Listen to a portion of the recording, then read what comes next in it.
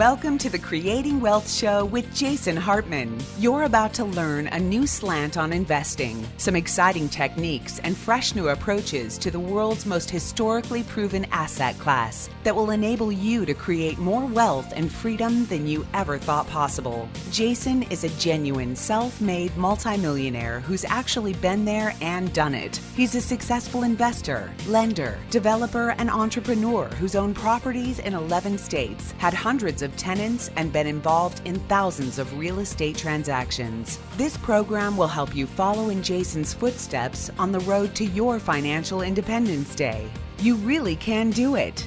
And now, here's your host, Jason Hartman, with the complete solution for real estate investors.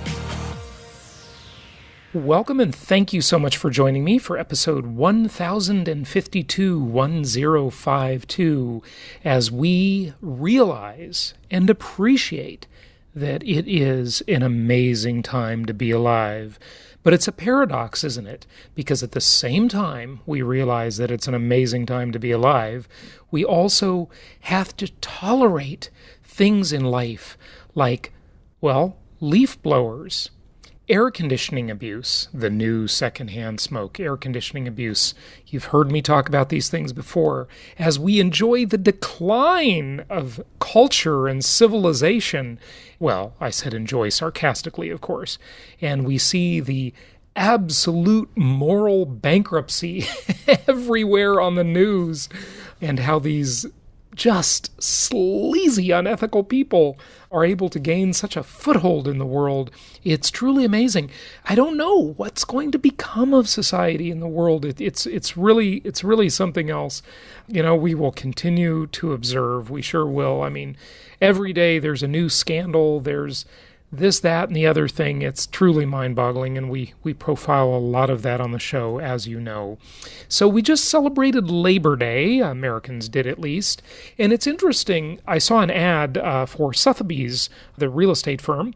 They talked about how Labor Day got its name. This is from Robbie Briggs, the president and CEO of Sotheby's. He talks here about its checkered past and how it was originally organized to celebrate labor unions and their contributions to our national economy. And look, folks, you know, I will completely agree that when labor unions started, they needed to happen. That was a very good thing.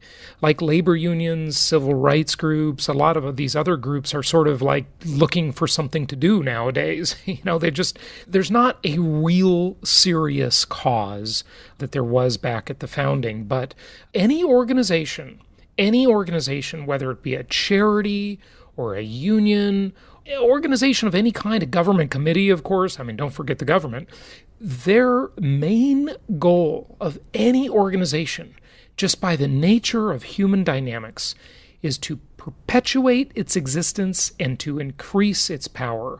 So that's what we see happen.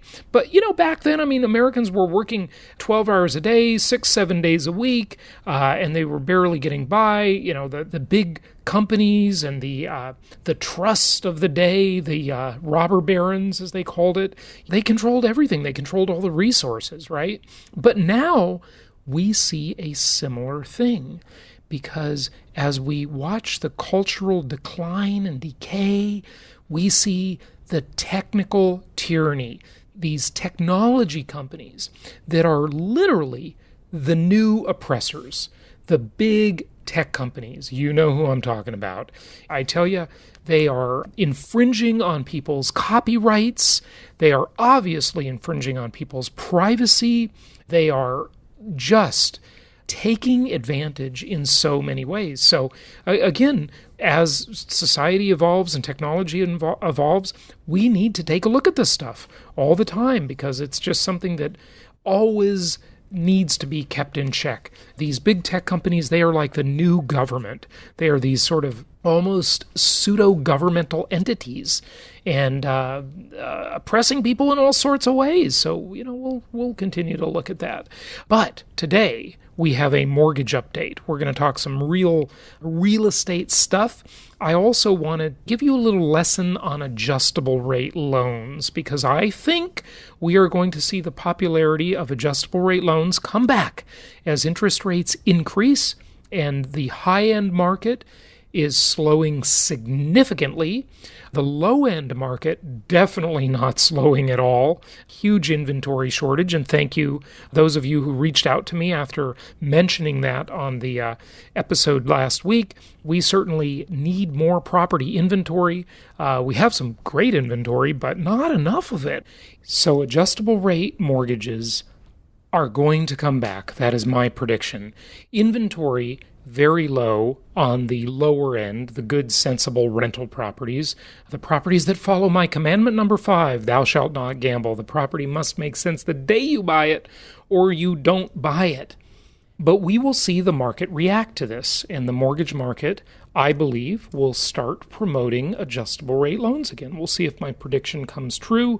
We've been in a fixed rate market for many years, so I will give you a little lesson on an upcoming episode on adjustable rate mortgages, a lesson that will beautifully simplify it and make you know whether or not you should take an adjustable rate mortgage. It's not my favorite because I believe in the buy and hold philosophy, but there are some times where adjustable rate mortgages can make sense. They can work sometimes, depending on the 5 elements of the adjustable rate loan, and I will teach you about that on a future episode. Strong consumer spending out there is making the economy boom. Consumer spending is very robust, and the inflation target, the Fed has this 2% inflation target, right, that they always talk about, and I don't know why there needs to be any inflation, right? But, it's back to that concept of the Phillips curve. And there is a belief out there that population growth, unemployment rates, or employment rates, depending on how you look at it, and inflation need to be sort of managed, and they need to sync up by the central planners, right?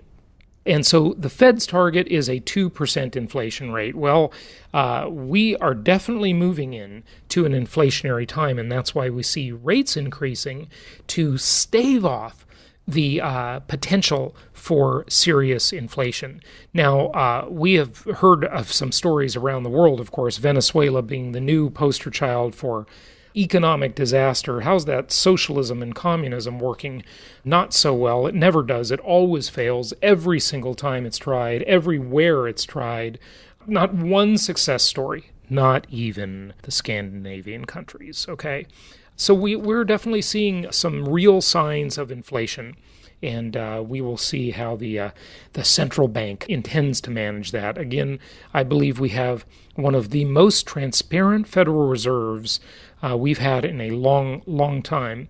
So we won't have to decode it too much. They've sort of announced what will happen. They're going to raise rates. It's just what they're doing. They've got a plan to do it. They've got a plan to do it incrementally, and it's going to happen. Now, there is an interesting side effect to the way housing inventory and rates play out together. If you looked at it from a simplistic point of view, you would say, well, higher rates mean fewer people will buy, and if fewer people buy, the market will slow and there will be more inventory of properties for sale, right? That's sort of the first level thinking. That's what the knee-jerk reaction would be, and ultimately, it does sort of happen that way. But there's a serious other factor, and this is the one that you really need to consider. Remember, all those people that have been buying properties or refinancing the properties they already own because, hey, the mortgage market from a refinance perspective and a purchase money perspective, purchase money loans in the mortgage market, has been booming the last several years.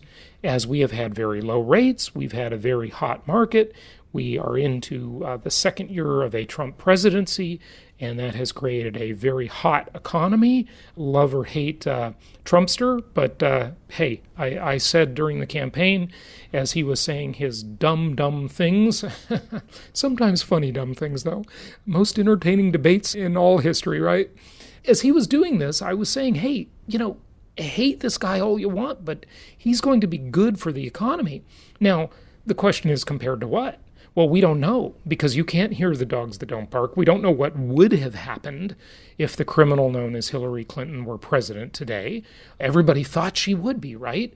And we don't know exactly what would happen. It's a mystery, but we can certainly speculate. And I think we all know, regardless of what side of the political aisle anybody is on, that the economy would not be this robust if we had Hillary Clinton as president. There's just no way. So all of these people have been buying properties, they've been taking out mortgages, or they've been refinancing their mortgages to get lower rates. Now they've got these low rates. Remember, I always say, the mortgage is an asset. Okay, the mortgage is an asset. It's not a liability. Most people think it's a liability. If you look at a balance sheet, you've got your assets on one side, your liabilities on the other, and you subtract one from the other and you get your net worth. How much are you worth after all of your liabilities are subtracted from your assets, right? And hopefully that's a very positive number. Hopefully it is, right? I saw my net worth during the Great Recession decline significantly. I would estimate, and it's hard to know exactly, I've never really understood how they do the net worth studies like the net worth of various celebrities or the Forbes 400 list of the wealthiest people in America.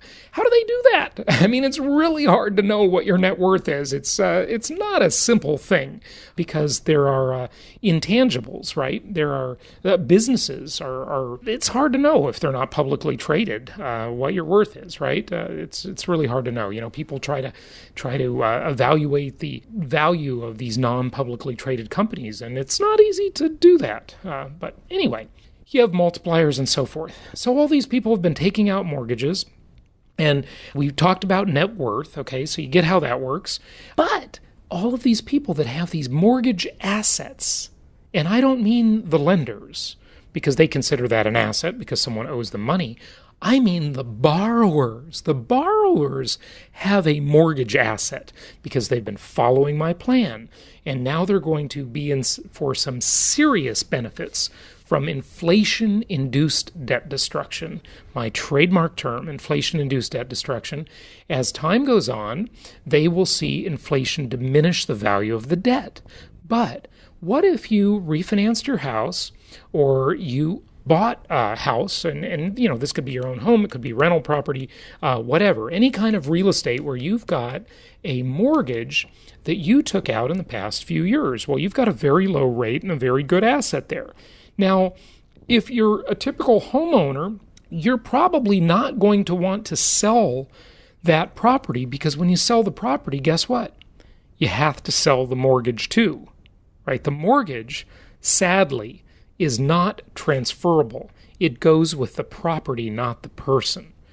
So if you sell your home, I'm thinking like a typical owner-occupant now, if you sell your home and buy a new one, you got to relinquish that mortgage asset. And people will be inclined to hold on to their home and the mortgage asset, even if they can afford a nicer home, a bigger home, a better home in a better area.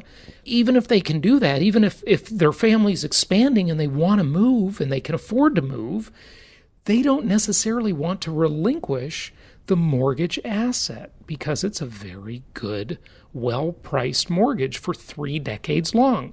Now, this is the same concept. Remember when I interviewed one of our video editors on the show, Patrick, great guy. I interviewed him several years ago, not several, but 3 years ago, maybe 4 years ago. And he lives in San Francisco. He and his wife live in San Francisco.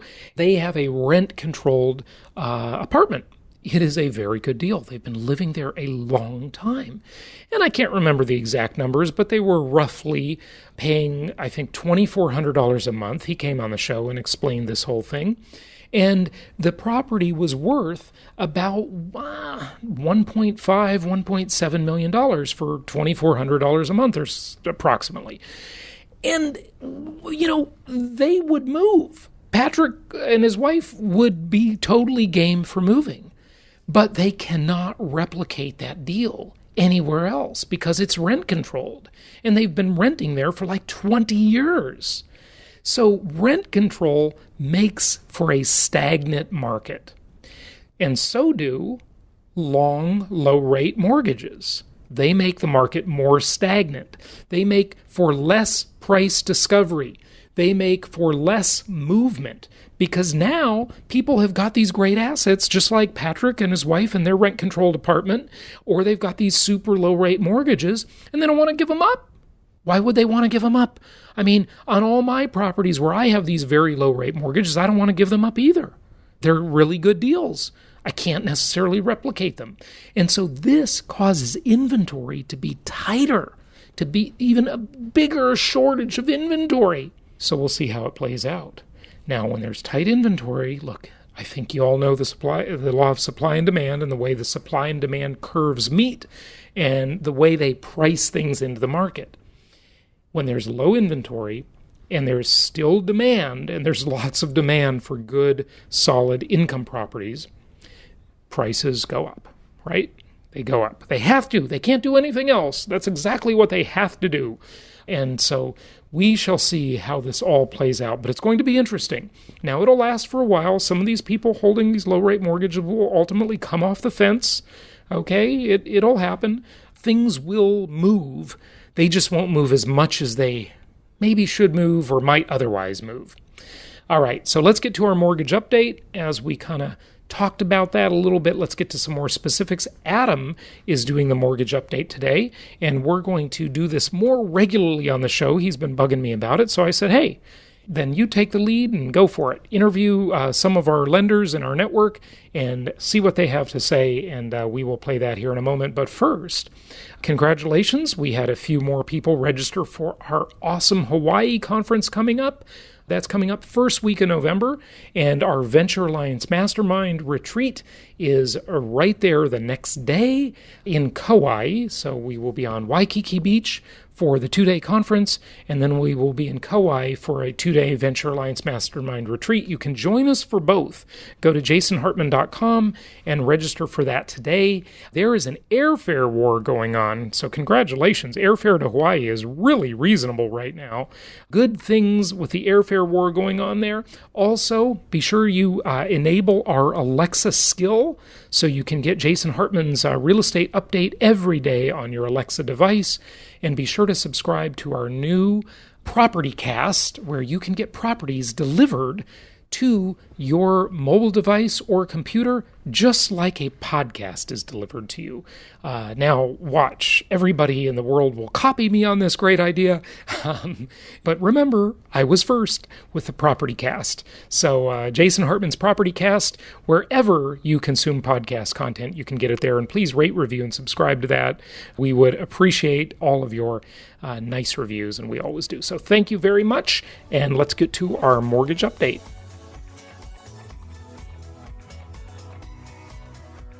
Welcome to the first edition of the Mortgage Minutes. With me today is one of the lenders from Jason's network who's here to discuss what's going on in the lending world.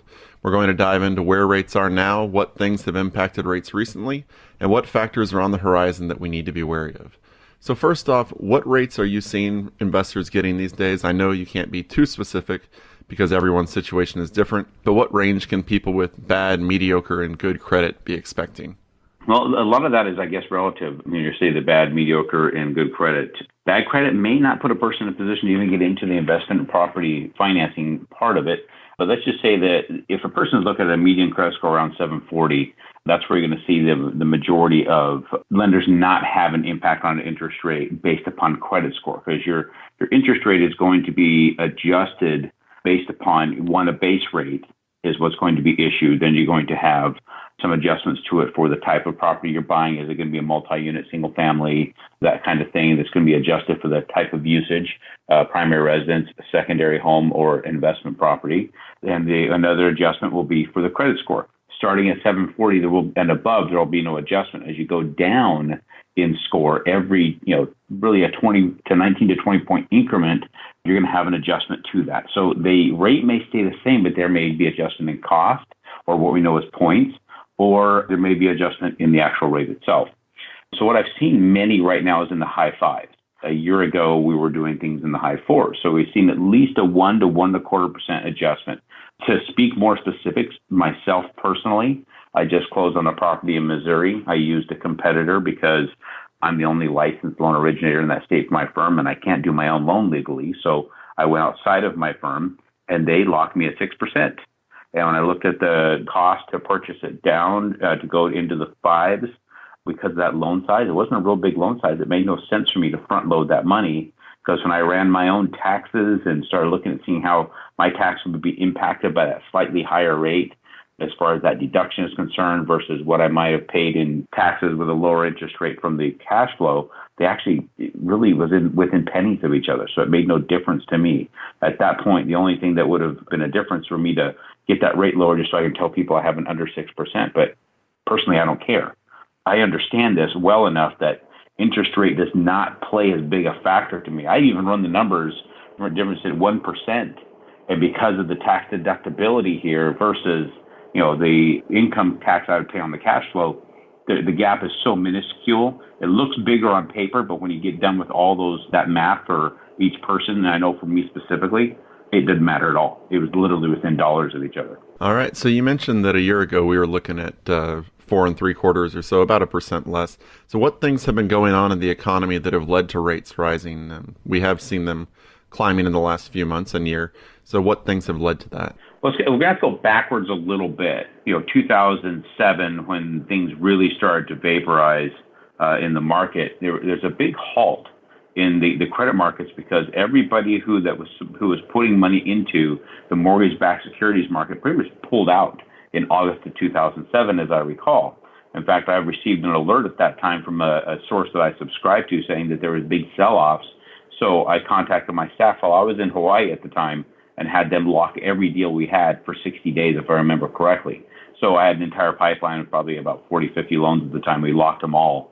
And what that was is we grabbed that money before it was able to get pulled out of the market and set it aside for our clients. And literally, like within the next 24 to 48 hours, the interest rates went up 2% because the supply dropped so quickly. So fast forward to the end of 2008, December 2008, January 2009, when the Fed came out. It was Ben Bernanke, he with Hank Paulson worked together to start what they called the quantitative easing, which was a substantial amount of capital being injected into the mortgage-backed securities pools by the Federal Reserve because we didn't have the money coming in from all the other sources that used to be, pension funds and people's, I'm sure there was a mutual fund of some sort that would go in there. There was a lot of different funds across the world that would go into these things and supply the U.S. economy with enough money to lend out to people to buy homes. Well, now it became from the Fed. And the Fed was dumping. If you'll look at the New York Fed website, they have a layout of everything that they put in over the last few years. And I have seen spots where they did over $40 billion a month. Well, there's trillions. I know at least over $1 trillion went into that particular pool over the last few years. And when you're shoving that kind of money in, they're keeping that supply high. Well, if you think back on what happened then as well, what changed, it went from really anybody getting a loan to nobody getting a loan to them really figuring out the best way to release credit to the population. So it slowed down the demand because fewer could qualify. So demand shrunk very quickly. The volume of availability started rising really quickly. And so it forced rates down extremely low to that really low point. Well, then we got that equilibrium kind of figured out within probably, I would say, 2015, 16, 17, we had that demand that brought it into that mid to high fours up until the end of 2017. Well, in 2017, we had another change as the Fed president. We had Janet Yellen in there for a little while after Bernanke.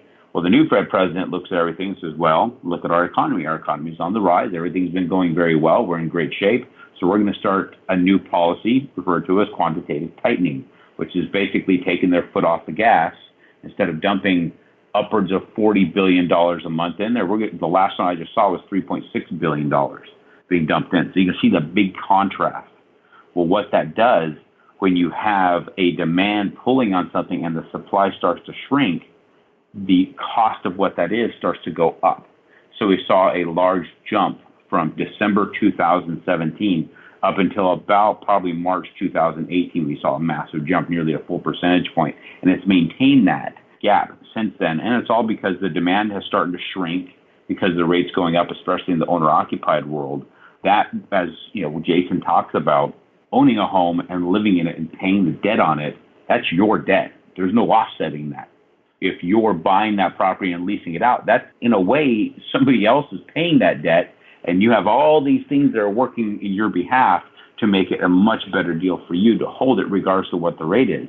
So the demand in the investment world has shrunk some, but not as much for those who understand that this interest rate phenomenon is not hurting them that much when you factor in every other aspect of their real estate investment and the benefits, where homeowners have shrunk as far as their ability to purchase.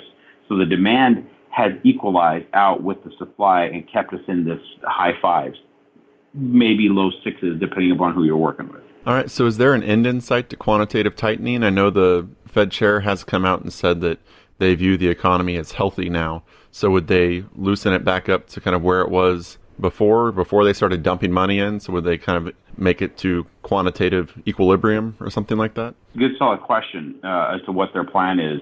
We don't know. I'm thinking that they're going to continue as they have planned out. I think like 2021, I got to go back and look at my notes, that they're looking to be completely out of MBSs. So if they're completely out of mortgage-backed securities by 2021, that I guess we're hoping that the market itself will sustain it. And I don't see why it wouldn't, because when you think about the past, and there was such a demand for MBSs, people parking money in mortgage-backed securities like crazy. If you watch the movie The Big Short, it goes into a lot of detail about that in a way that people can understand. But I always recommend anybody watching it for the first time, watch it 2 or 3 times. You'll need that much just to get a good handle of what's going on around you and to separate the characters and their roles. And then you'll start to see that the market will probably start to appreciate the MBS a little bit better because of how we're lending that money. It's not just going out to anybody like it used to. They'll have a little bit better value.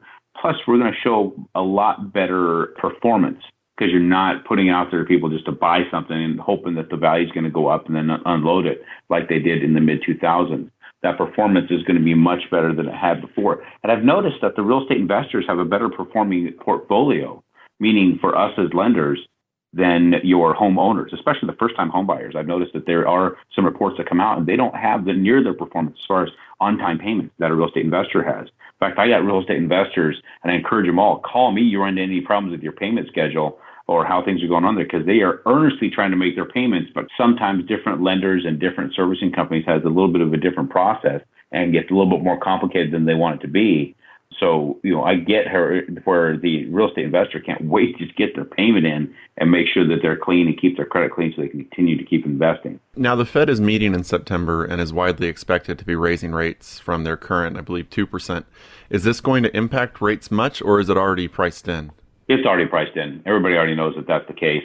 The only times that really has much effect on the market is if they do something different than what they had really published to the world, what the world believes is going to happen. It's when they are expecting them to raise it, say an eighth, and they raise it a quarter, then it has a little bit of a negative effect. But again, it's that effect on those people that are putting their money into the mortgage-backed securities as an investment vehicle that are driving that interest rate, and the Fed moving that rate doesn't have a direct effect. So what news items have you heard about that you think will be impacting rates in the next 1 to 2 months? Anything? Nothing that stands out as far as interest rate impact. I'm not pulling anything up off the top of my head right now. It's really just kind of status quo. I'm not seeing a whole lot of things that are going to drive it any differently. There are things that'll have influence. If you start seeing geopolitical news that comes out across the globe, we did have a nice little shot in the arm when we heard of some problems overseas, other economies having issues. Those will help the interest rates a bit if those other economies start getting strong. And anytime economies show strength, it doesn't matter if it's the U.S. economy or another country's, it does impact the rates a little bit negatively, because if they believe things are going stronger, then they're going to put their money, meaning the global investor, anybody who's going to park money in the market. You have multiple choices. You can go into mortgage-backed securities, which is the same as a bond. You can go into treasuries. You can go into stocks. You can go into commodities, precious metals, crypto. You can go into multiple different things. Well, where you go to is dependent upon what you think is going to make money. They did. People short it, but nobody goes into something as far as going long into something that's going to lose money. Their intent is to try and make a profit. And if they're going into, say, stocks, it's because they believe the economy has strength, has legs, and that there's going to be a lot more growth in those particular sectors. So they'll probably take money from long-term things such as bonds or mortgage-backed securities and park it over into stocks. And when they do that, we start seeing a raise in interest rate because the supply has shrunk. Now, if we start seeing the economy and we get more news coming down the path of more economic issues, then who knows? We might be able to see those interest rates drop a little bit more because people want a long-term stable place to put their money.